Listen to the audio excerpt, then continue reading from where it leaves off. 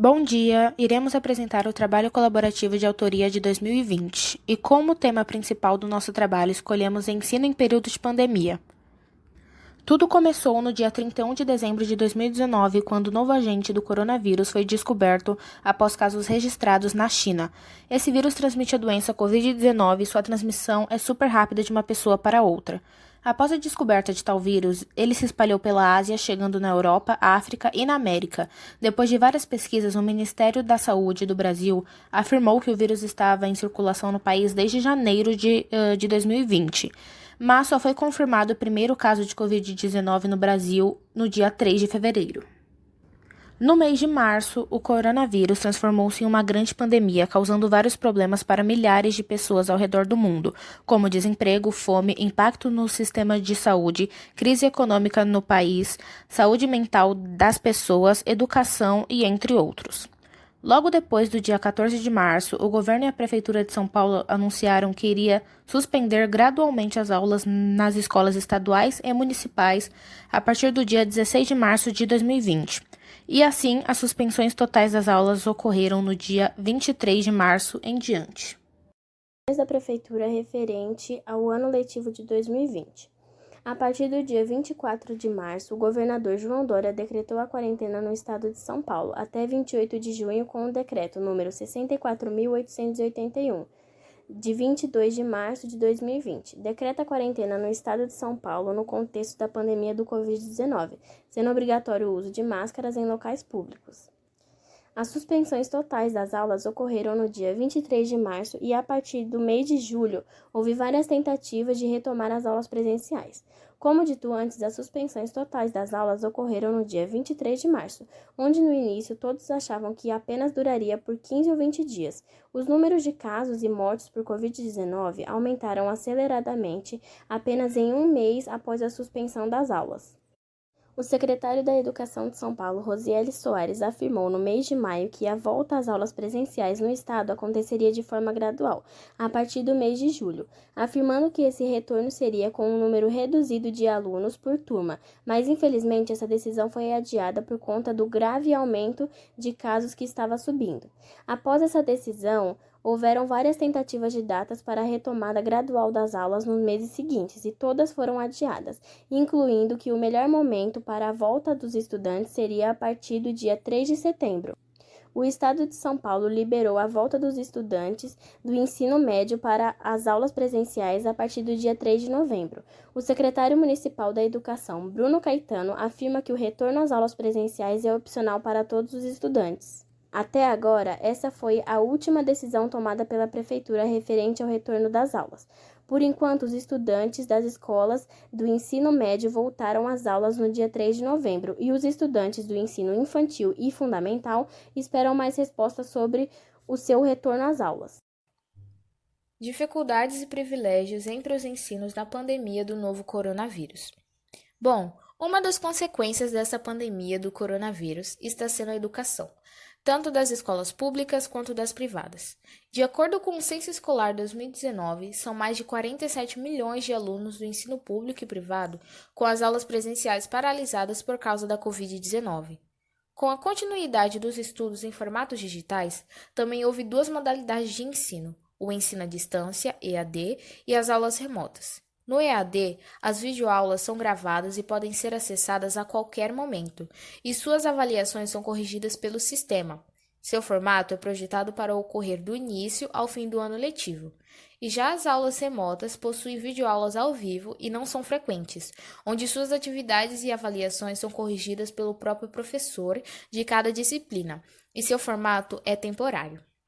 As famílias brasileiras estão lidando com vários problemas desde que o coronavírus chegou ao Brasil, e a Marco Zero Conteúdo realizou uma pesquisa e conversou com mães, educadores e estudantes de diferentes classes sociais e escolas. Os desafios têm sido os mais variados para as famílias da rede privada e pública de ensino, e vão desde a adaptação à nova rotina, que mistura medo, ansiedade e divisão do tempo com as atividades do trabalho e de casa, para as famílias de classe média e alta, e falta de acesso à educação, desemprego, garantia de alimentação suprida por doações de cestas básicas, diz na reportagem. De acordo com os dados de 2019 divulgados pelo IBGE, uma a cada 4 pessoas no Brasil não tem acesso à internet. Isso significa que 46 milhões de brasileiros não possuem acesso à internet.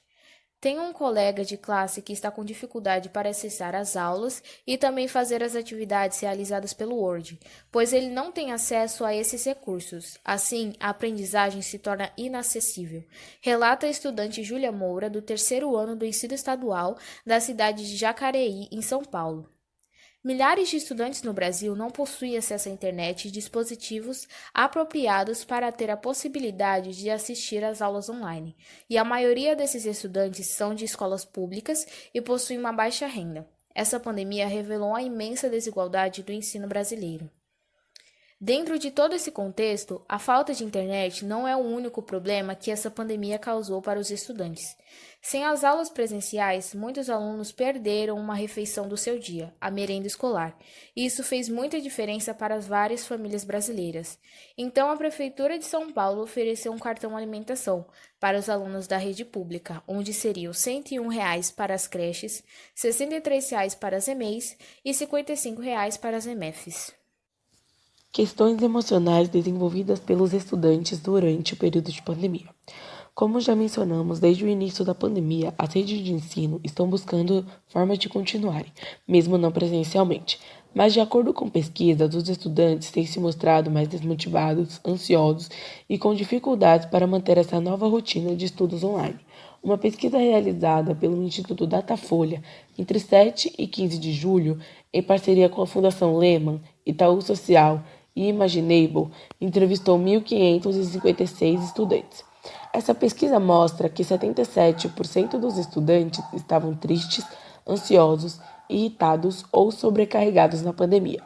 Subiu de 46% em maio para 51% em julho o índice de estudantes desmotivados com os estudos durante a pandemia.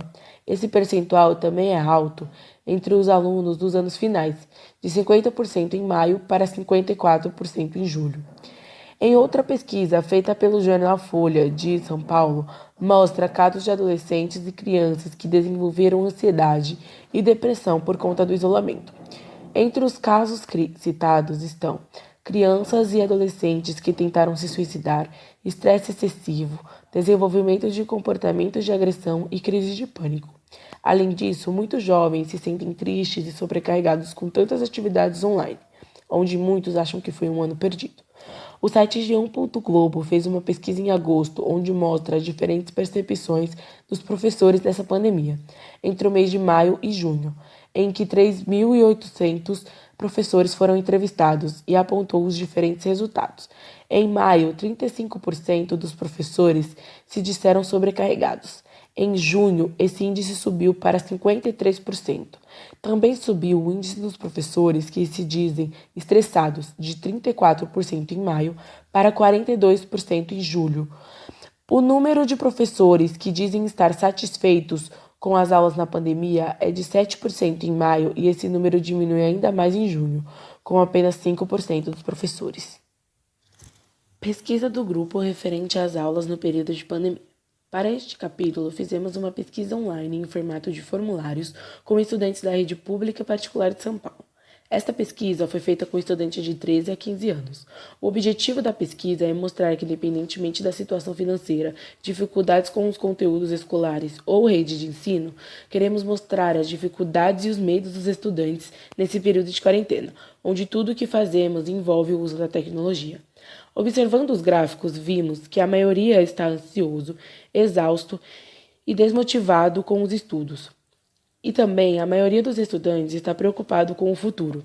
Mais exatamente, o gráfico mostra 97,1% dos estudantes entrevistados.